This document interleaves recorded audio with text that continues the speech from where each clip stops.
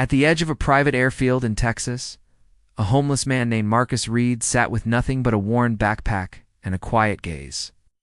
Most people passed him, bide too busy, too wealthy, too proud to look twice.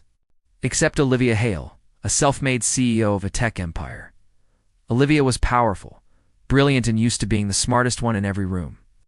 When she spotted Marcus near her helicopter hangar, she raised a brow, amused. "You're trespassing," she said, voice sharp.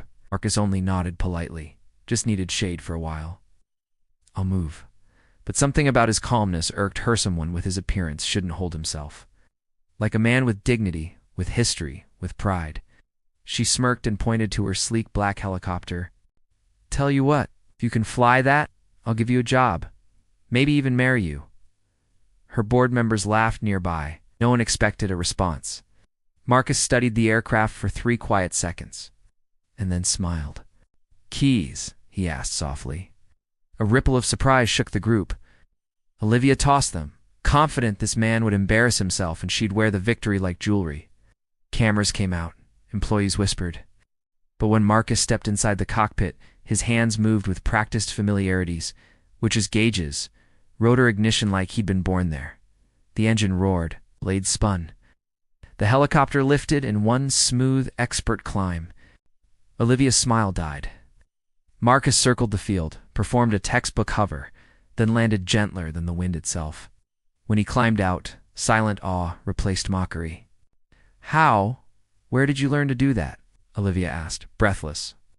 Marcus looked at her not with anger, but with a patience she didn't deserve.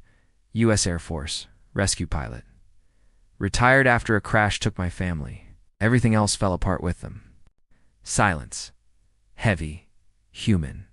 Olivia felt something break inside. Pride, maybe. Assumptions, definitely. She'd judged him by his coat, not the chapters underneath. "I'm sorry," she whispered. "Ain't." For once, she meant it. Marcus didn't take her pity. Took her off for not marriage, but work. She hired him as chief flight consultant. He rebuilt his life with quiet strength, earned respect rather than charity.